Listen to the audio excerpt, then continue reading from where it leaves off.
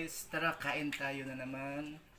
So yung breakfast po natin, yung ulam natin ngayon is ito po, pinakbit po. Oh, palagi tayong pinakbit. Tapos